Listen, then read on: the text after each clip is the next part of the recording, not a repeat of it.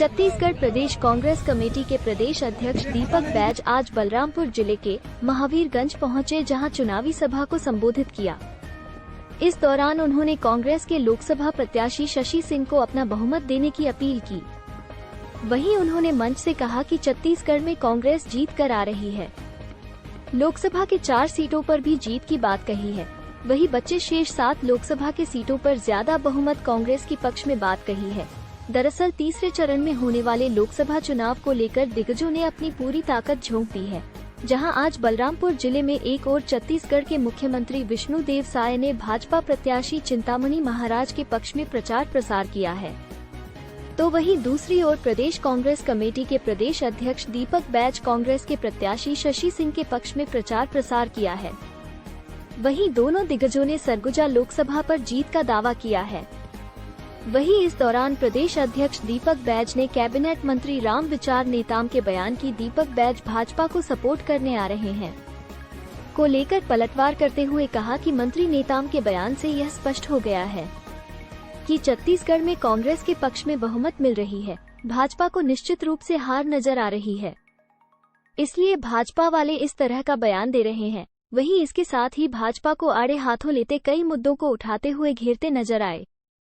केंद्रीय शीर्ष नेतृत्व पर भी कई मुद्दों को लेकर हमला बोला।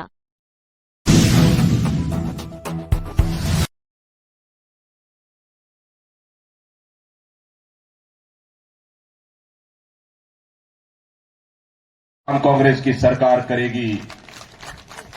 इलाज फ्री, पढ़ाई में स्कूल खोलेंगे, अस्पताल खोलेंगे और जल्द जमीन यहां के आदिवासियों को देने का काम हमारी सरकार करेगी। और तो और एसटी, एससी, ओबीसी तीनों वर्ग के लोगों को आरक्षण 50% से बढ़ाकर जिसका जितना आबादी उसका उतना हक, उतना आरक्षण देने। पेट्रोल को 35 रुपए में देने की बात कर रहे थे, आज क्यों नहीं दे रहे? दुनिया में कच्चा तेल का कीमत कम है तो भारत में पेट्रोल और डीजल महंगा क्यों है? मैं भारतीय जनता पार्टी के नेताओं से मैं पूछना चाहता हूं। बेरोजगारी 45 साल का रिकॉर्ड टूट गया। 10 साल सरकार चलाए, 1 साल में 2 करोड़ नौकरी देने वाले, 10 साल में 20 करोड़ नौकरी मिलना चाहिए कि नहीं मिलना चाहिए? बताइए, मिलना चाहिए। 1 करोड़ लोग भी नौकरी नहीं दे पाए। बेरोजगारी चरम पर, रोजगार नहीं है युवाओं के लिए, देश में विकास नहीं है, कालाधन वापस आया नहीं है।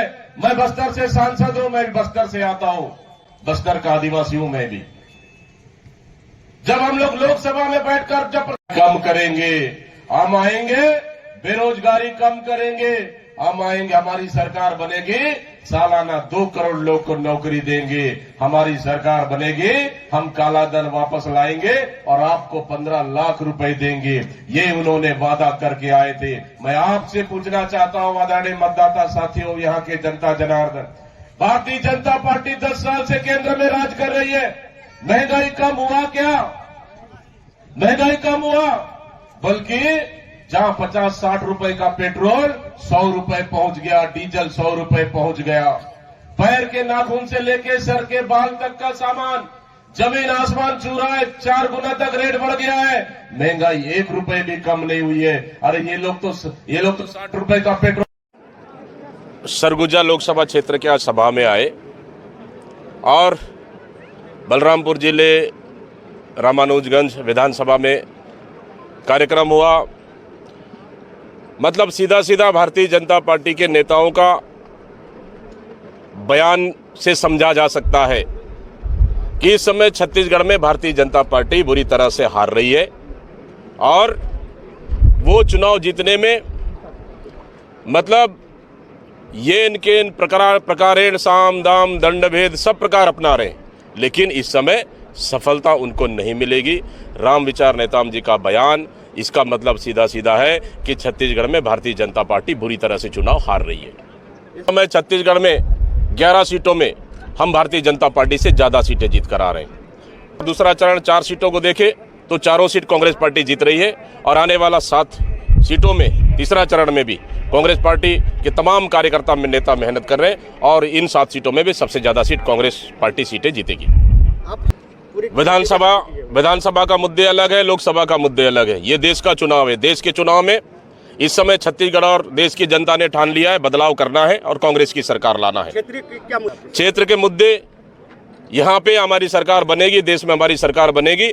हम सरगुजा के विकास के लिए हमारे सांसद बन के जाएंगे, काम करेंगे, बिजली, पानी, सड़क, स्वास्थ्य और शिक्षा के लिए काम करेंगे और यहाँ के आदिवासियों के लिए काम करेंगे, यहाँ के लोगों के लिए काम करेंगे। केंद्रीय नेतृत्व में जो आपके प्रधानमंत्री जो महंगाई 4 सालों में जमीन आसमान पे पहुंचा दिए, अब उस शहरी की बात कर रहे हैं। 2 करोड़ लोगों को नौकरी नहीं मिला, उस शहरी की बात कर रहे हैं। जहां काला धन वापस लाए नहीं, उस चेहरे की बात कर रहे हैं। जो मंदिर मस्जिद की बात करते हैं, अब उस चेहरे की बात कर रहे हैं।